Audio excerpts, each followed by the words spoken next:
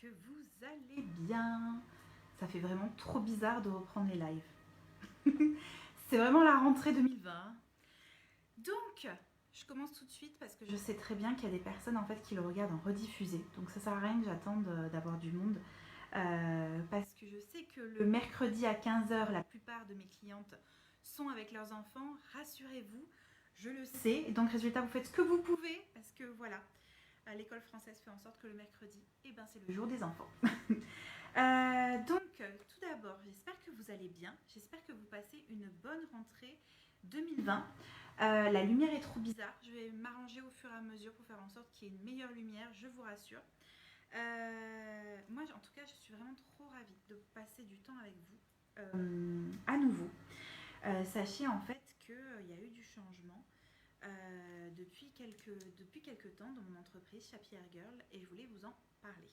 Donc pour ceux qui ne me connaissent pas, je m'appelle Charlotte Laurent. Donc mon entreprise s'appelle Chapier, donc comme les relations publiques, donc Public Relations en anglais, et Girl parce que je suis une fille. Rien de mieux qu'un nom en fait compliqué à prononcer. Donc en français, voilà. Mais bon, que voulez-vous? J'ai un passif, pas anglophone, mais j'ai un passif de 50 vies à Montréal, ce qui fait que voilà, j'ai des mots en anglais qui sont dans mon langage courant. Et c'est vrai que les relations publiques, c'est quelque chose que très peu de personnes comprennent facilement. En gros, les relations publiques, ce sont en fait toute la communication qui est hors média. Donc communication hors média veut dire les réseaux sociaux, veut dire la communication de crise, la communication politique, la communication du dirigeant, produits, etc. Les relations publiques pures, les relations presse, etc. Et vraiment, le point numéro 1, c'est la stratégie. Et c'est pour ça en fait qu'aujourd'hui, la thématique que j'ai choisie, c'est le parcours client. Et vous allez voir en fait, quand je vais vous présenter le parcours client, ça va vous dire, mais bien évidemment que c'est important dans une entreprise. Mais en fait, aujourd'hui, très peu d'entrepreneurs prennent le temps d'imaginer leur parcours client, ce qui cause véritablement des gros ennuis au bout d'un moment à leur entreprise de trouver un nouveau souffle. Donc, pour ceux qui ne me connaissent pas, donc je m'appelle Charlotte Laurent, je suis consultante en communication et formatrice en communication pour des entrepreneuses, la plupart du temps, qui sont en TPE et PME. TPE et PME, c'est quoi? Ah, c'est mieux la lumière, ouais. C'est très petite entreprise, donc bien souvent je suis avec la personne qui dirige l'entreprise et qui met en place les produits, les services, etc. Donc des entreprises qui sont individuelles. On peut aller jusqu'au mot en France de micro-entreprises. Je peux aussi interagir avec des petites et moyennes entreprises, donc avec 1, 2 salariés jusqu'à 10 salariés. Et effectivement, on a dans ces cas-là aussi la notion de communication interne. Coucou Pauline. Communication interne en fait qui rentre en compte dans la stratégie qu'on met en place ensemble. Donc je suis aussi, pour ceux qui me connaissent comme ça, intervenante à l'ISCOM Montpellier, là où moi-même j'ai été formée il y a plus de 10 ans. Voilà, mais ça fait longtemps, c'est ma 6e rentrée cette année. Ouais, c'est un peu chaud, mais voilà, 6e rentrée. En fait, j'ai commencé à enseigner à mon retour de Montréal en septembre 2014. Et cette année, je suis trop contente, je vais vous le dire parce que voilà, c'est important pour moi. J'ai le bonheur de pouvoir en fait enseigner jusqu'en Master 2. Avant, j'avais pas les Master 2 et là, cette année, je les ai en cours et je suis trop contente. Je ne sais pas encore dans quelle spécialité spécifique je vais pouvoir enseigner auprès de cette classe-là. Mais c'est quelque chose qui me tient vraiment à cœur parce que ils sont tout proches d'avoir, des fois pour certains, leur propre entreprise, etc. Et je sais que le partage de savoir-être et savoir-faire est très important pour moi. Donc j'avais vraiment très hâte. Et je le dis parce que en fait quand j'ai préparé mes notes je me suis dit mais tu parles jamais de ça. Oui, en fait je suis allée au bout de mes rêves en 2019 et j'ai été intervenante TEDx sur un sujet qui n'avait rien à voir avec la communication, c'est la communication personnelle, on va dire ça comme ça. Vous pouvez retrouver en fait tout ça à l'intérieur de mon blog chapiergirl.com. Vous avez un des premiers billets qui est encore en ligne, c'est mon intervention et vous avez le lien de la vidéo non montée et vous comprendrez pourquoi. Vous allez comprendre en fait à l'intérieur de ce billet.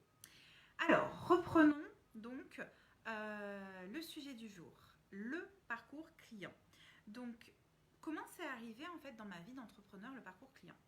Je me suis rendu compte à un moment donné dans mon entreprise, donc mon entreprise a 3 ans maintenant, plus de 3 ans, que j'étais arrivée à une impasse. En fait, je ne savais plus où amener mes clients. Donc, c'est-à-dire que je les avais en formation, je les avais en coaching, je les avais en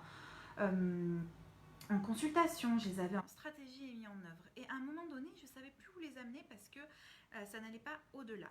Et je me suis rendu compte que justement, c'est à moi, en tant qu'entrepreneuse, de me remettre un peu sur les rails et regarder un petit peu pourquoi. Et je me suis rendu compte, en fait, tout simplement que la notion de parcours client n'était pas encore bien ancrée à l'intérieur de mon entreprise. Et je me suis rendu compte que c'était une notion qui était essentielle, autant pour moi que pour mes clientes, comme pour mes clients. Et en fait, j'ai carrément décidé même d'en parler plus longuement dans le programme qu'on appelle le programme Okara. Pour ceux qui ne connaissent pas mes programmes de formation, on a le programme Genesis, qui est le programme en fait pour le début de la gestion de votre communication en tant qu'entrepreneur. Donc, c'est-à-dire, on va voir les grandes lignes des personas, la ligne éditoriale, la charte graphique, la base de données qui s'appelle le CRM, on va voir tout ça. Et dans le programme numéro 2, le programme que je dis intermédiaire, donc c'est le programme Okara, qui est la suite donc, du programme Genesis. Et en fait, là, on n'est pas sur 8 semaines de formation, mais on est sur 4 semaines de formation. Et en fait, on va faire un espèce de bilan. On va voir un petit peu où est-ce qu'on en est en tant qu'entrepreneur des 12 derniers mois. Quels sont nos objectifs court, moyen et long terme en tant que moi entrepreneur, en tant que moi et mon entreprise, quelle est la relation que j'ai avec mon entreprise, où est-ce que j'en suis, et moi et mes clients, ou moi et mes clientes, parce que j'ai souvent des clientes qui ne s'adressent que à des femmes aussi, non pas parce que la démarche fait en sorte que, c'est juste les produits et les services proposés ne sont destinés qu'aux femmes. Et en fait, je me suis rendu compte qu'on avait ce point commun là, c'est que finalement, on a besoin de recul pour pouvoir prendre des grandes décisions par rapport au parcours client. Donc, la notion de parcours client arrive dans une seconde étape du programme Okara. Et je me suis rendu compte voilà, qu'on devait vraiment pousser et aller plus loin. Donc, qu'est-ce que c'est le parcours client? Prenez un peu du recul et regardez un petit peu par rapport à votre quotidien. J'ai un stylo, je le pose parce que sinon je vais faire que parler avec le stylo. En fait, si vous regardez dans votre quotidien, quand vous allez faire vos courses, exemple, on va chez Auchan. Chez Auchan, chez Carrefour, chez Leclerc, tout ce que vous voulez.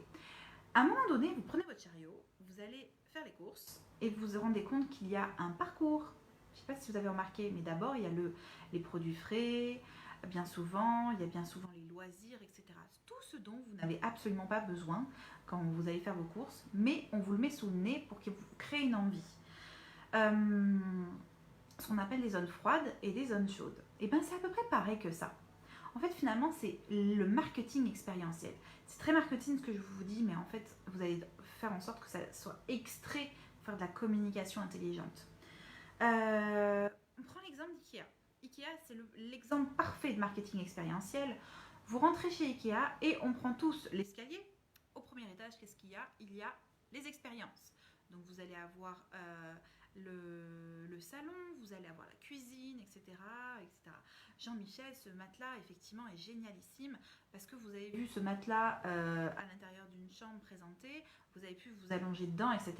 Si vous l'aviez vu sur un site internet, vous n'auriez pas eu l'expérience client.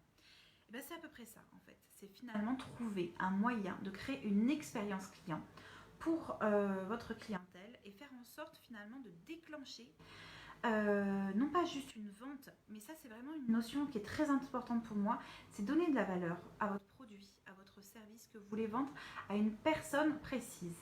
Et c'est là où c'est très très très important.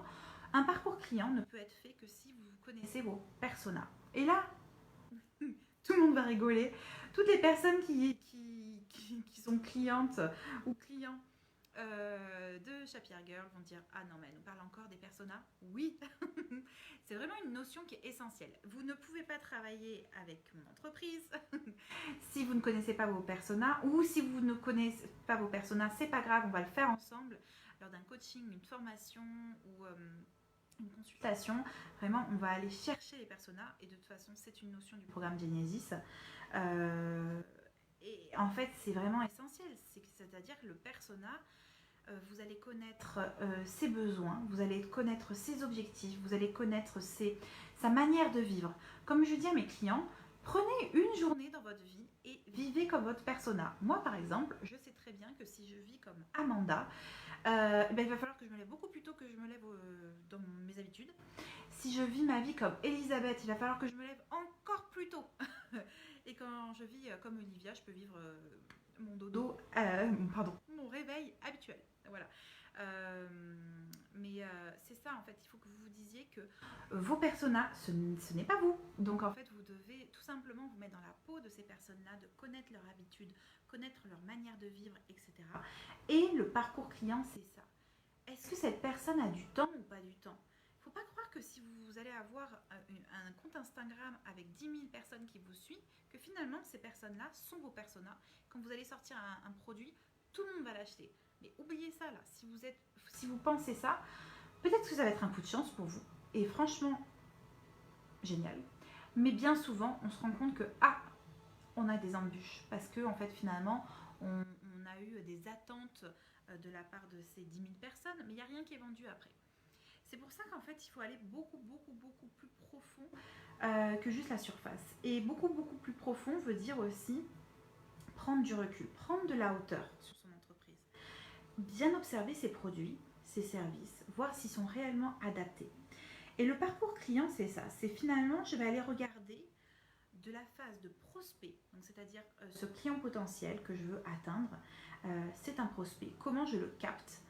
Comment je fais en sorte qu'il rentre en contact ou qu'il connaisse mon entreprise? Donc, certaines entreprises, c'est du bouche à oreille. Ça ne fonctionne que comme ça. D'autres entreprises, ça va être grâce aux réseaux sociaux, grâce aux campagnes de publicité, grâce au site internet, grâce au blog, grâce à la newsletter qui est particulièrement forte. Voilà. C'est savoir, vous, où est-ce que vous allez capter, en fait, tout simplement, votre prospect.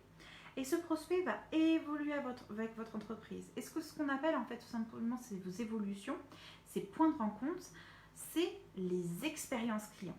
Et c'est là où, en fait, vous ne pouvez pas préparer vos expériences clients, donc c'est-à-dire les points de rencontre, d'accord, et l'automa. Vous ne pouvez pas préparer ces points de rencontre si vous ne connaissez pas vos clients. Donc en fait, c'est très important de vous dire qu'aujourd'hui, ces expériences clients doivent être préparées en amont. Exemple, est-ce que je dois me reprendre au niveau de mon compte Instagram? Je me rends compte que je ne suis pas assez explicite dans mes services et dans mes produits. Est-ce que je dois me reprendre dans ma newsletter? Je me rends compte qu'elle n'est pas adaptée en termes de contenu auprès de mes clients. Parce que finalement, il y a trop de blabla. Il n'y a pas assez de call to action. Call to action, ça veut dire amener à faire une action. Je me rends compte que j'ai pas assez amené les personnes qui me suivent sur les réseaux sociaux à être une communauté. Là, si vous prenez parmi vos comptes favoris, vous allez vous rendre compte bien souvent qu'il y a des petits noms de personnes qui suivent. En fait, c'est peut-être pas des clients actuellement, mais en tout cas, ils font partie d'une communauté parce qu'on leur a donné un nom. Ça, je ne sais pas si vous remarquez, mais certaines marques, c'est vraiment bluffant. Il y a des marques en fait qui ont un aspect en termes de valeur très fort.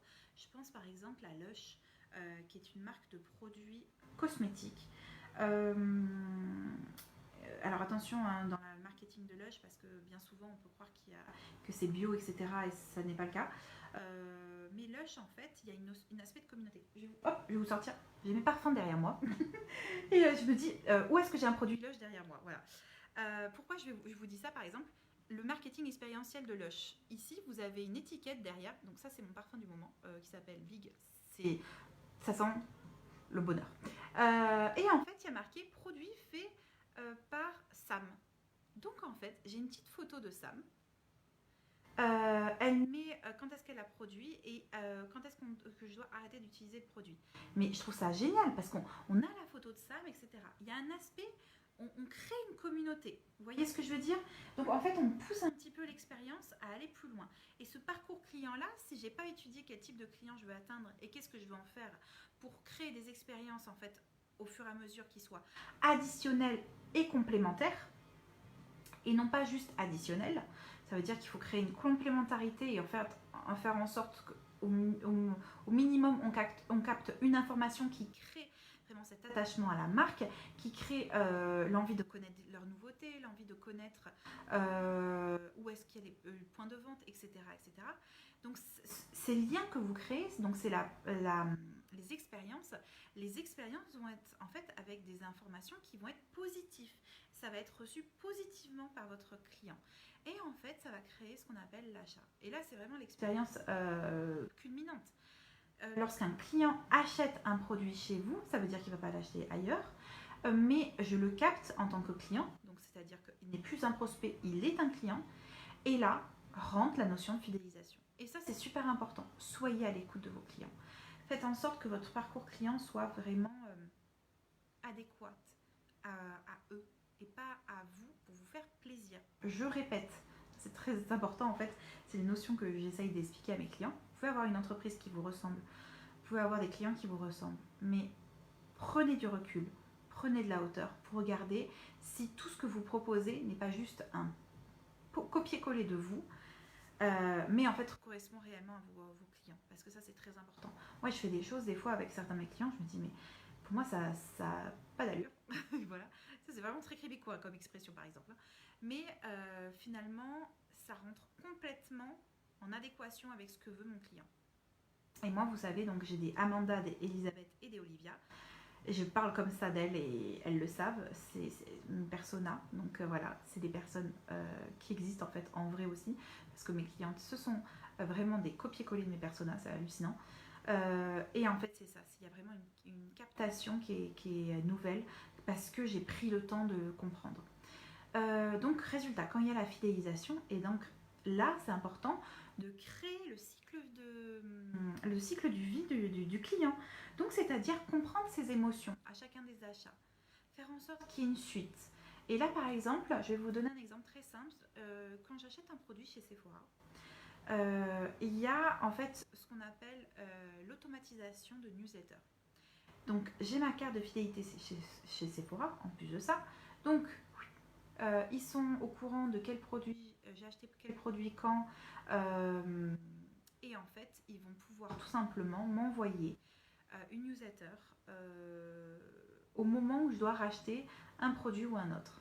Et ça c'est très important en fait, ça facilite mon achat et ça fait en sorte que je n'ai pas à y penser. Chez Sephora, ils se sont rendus compte que la clientèle avait besoin d'une facilitation d'achat. Et donc résultat, j'ai juste à cliquer et je fais un click and collect directement en magasin ou je vais aller dans ma boîte aux lettres et il y aura mon produit.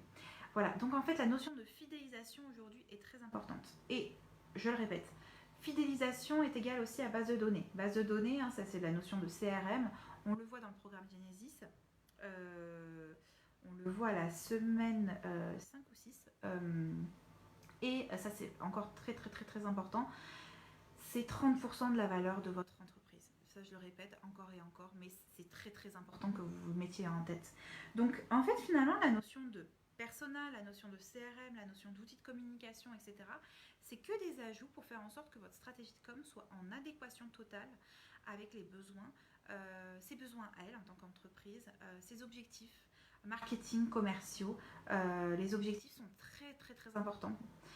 On doit les connaître, c'est-à-dire savoir combien de chiffres d'affaires on doit faire dans l'année N+1, c'est important, c'est-à-dire qu'il faut avoir une stratégie qui corresponde à ce chiffre. Si je dois faire plus 5000 ou si je dois faire plus 15 000, c'est pas la même chose.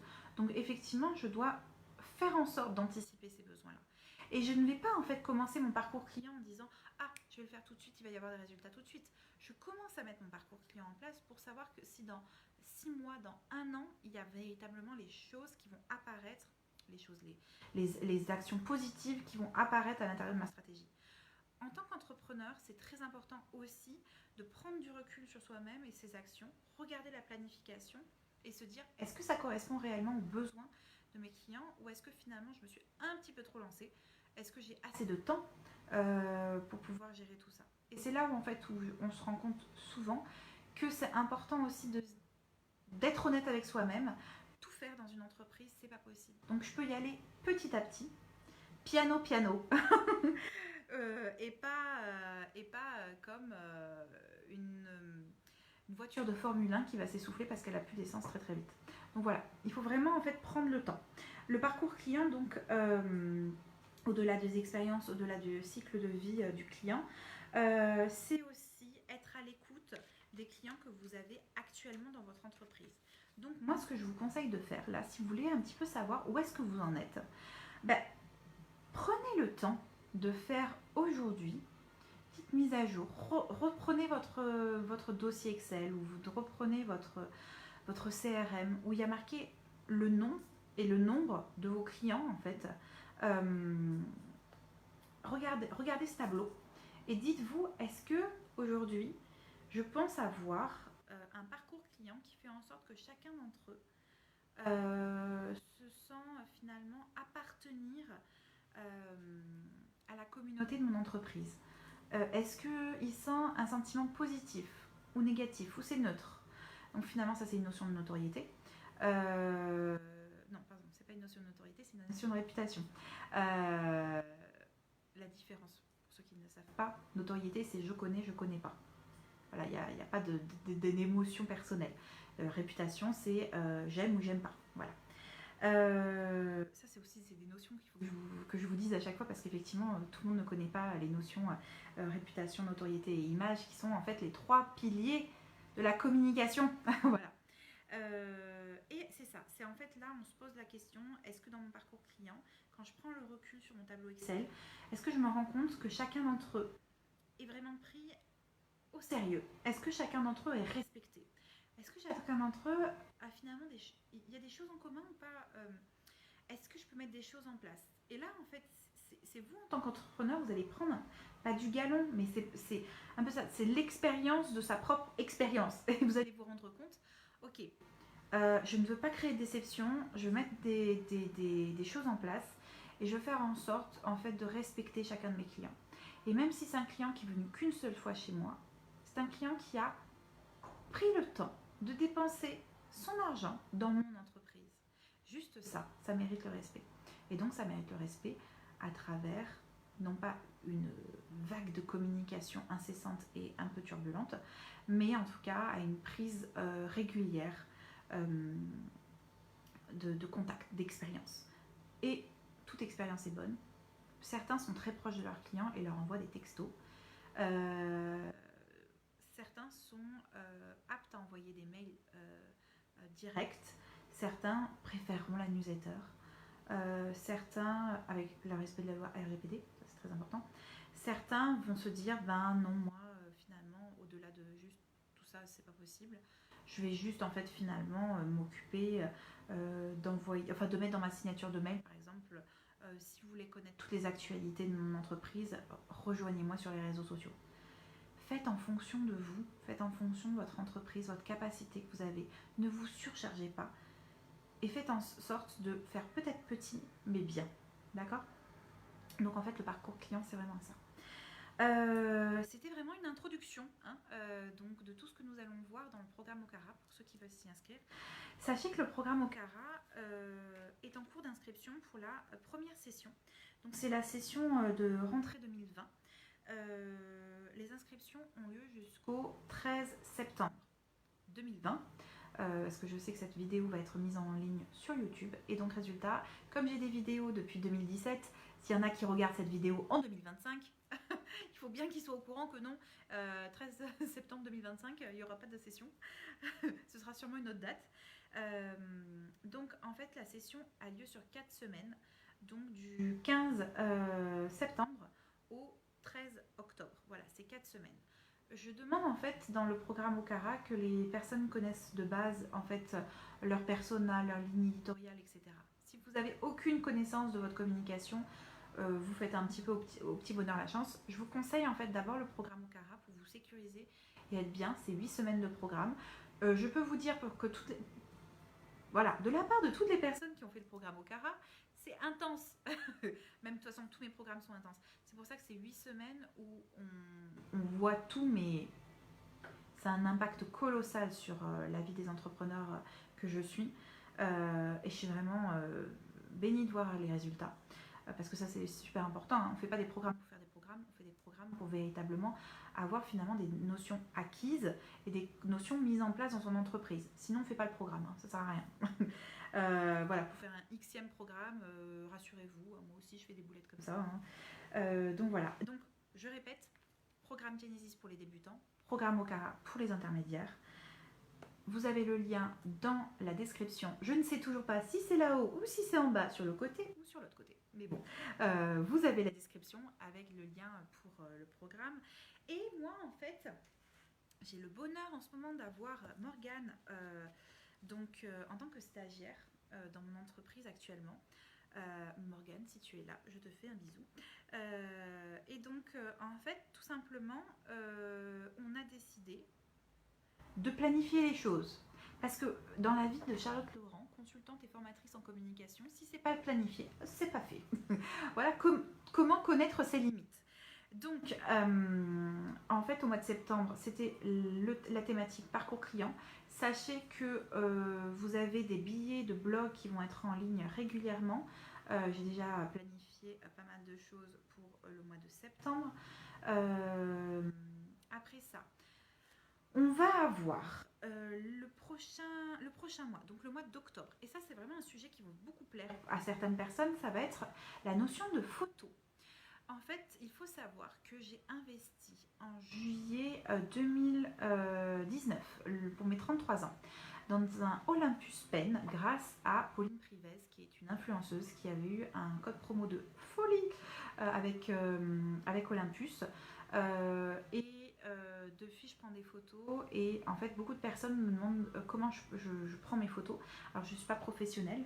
Il faut savoir que moi, j'ai eu la chance en fait de pouvoir parcourir pas mal Montréal avec mon amie Émilie Giotti, qui est photographe mais exceptionnelle à Edmonton, maintenant au Canada, dans l'Ouest. Alors avec le Covid, oubliez ça, pour pouvoir aller là-bas. Alors vous pouvez, hein, mais bon, il faut être avec une personne, un membre de sa famille le plus proche possible au Canada, et en plus de ça, être en quarantaine. Donc pour l'instant, c'est peut-être pas le moment, mais si vous avez la possibilité d'aller à Edmonton, je vous conseille véritablement de contacter Émilie pour un photoshoot. Et en fait, grâce à ces notions, grâce à toutes les formations que j'ai eues au fur et à mesure, grâce aux photoshoots que j'ai mis en place dans mon cadre professionnel, et bien tout simplement, je me suis dit que vraiment j'avais envie de parler de ça. J'avais envie de parler de comment on met en place en fait une stratégie de photo pour son entreprise. Autant pour ces outils de communication, c'est super important. Ces outils de communication comme les réseaux sociaux, etc. Autant pour ces billets de blog, on en a parlé avec Morgane. C'est vrai que ça fait de la peine en fait finalement de se dire qu'on met des photos de banques de données d'images gratuites comme Unsplash. Voilà. Donc tout ça, on va en parler en octobre. En novembre, je vais vous parler des valeurs de l'entreprise. Donc, en fait, quelles sont les valeurs de votre entreprise? Ça, c'est vraiment une question que j'ai tout le temps. Ah, mais je ne sais pas quelles valeurs je peux avoir pour mon entreprise. Et en fait, je me rends compte que c'est un des socles, vraiment un des socles de votre entreprise là. Il ne faut pas le louper ça. La thématique du mois de décembre, ça va être l'identité de marque. Donc, en fait, ça va être la suite logique des valeurs de l'entreprise. L'identité de marque, c'est très drôle, Pauline est en train de m'écrire. Pauline est dans la finition du programme Genesis. Et l'identité de marque, on a même parlé de ça ce matin. Voilà. Et au mois de janvier, ah oui, ça c'est très important. Pour ceux qui sont encore là, au mois de janvier, en fait, je vais faire une thématique très particulière. Je vais faire une thématique qui s'appelle prendre soin de soi. En fait, en tant qu'entrepreneur, on prend vraiment pas soin de nous. Et je me suis rendu compte de ça personnellement. Depuis la création de mon entreprise, c'est une catastrophe. Et j'avais vraiment envie que ce soit une thématique. Et je vais être accompagnée de plusieurs personnes. Il y aura aussi des lives Instagram. Et il y aura la présentation d'un énorme projet sur 2021. J'ai trop hâte. Soyez là en janvier. Hein. Soyez là en janvier. Et au mois de février, la thématique, ce sera la fidélisation client. Donc, on a parlé un petit peu avec le parcours client et c'est vraiment une notion très importante du programme Okara aussi. Donc, je vous souhaite une très bonne journée. Je n'ai fait que blablater. Il est 30, ça veut dire 30 minutes de blabla. Mes pauvres. J'en ai dit des choses. Oui. Et bien, je pense que c'est le moment de mettre en place le petit exercice que je vous ai demandé de faire. prenez votre listing client et regardez où est-ce que vous en êtes avec tous ceux que vous avez dans votre tableau Excel ou dans votre CRM. Ça se trouve, c'est juste sur un papier. Je dis rien. J'ai fait ma comptabilité sur un cahier pendant 2 ans. Voilà, donc je vous conseille maintenant de vraiment mettre les choses sur Excel. Hein, parce que quand vous sortez à votre comptable un cahier, ça fait peine. Donc voilà. Et prenez le temps de regarder tous les détails que vous voulez leur... en fait, tous les détails qui sont importants pour vous, pour votre stratégie d'entreprise.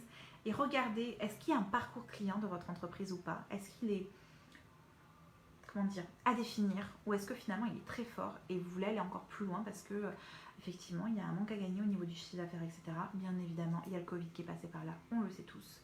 Voilà. Donc je vous souhaite une très très très bonne journée et je vous dis à très bientôt.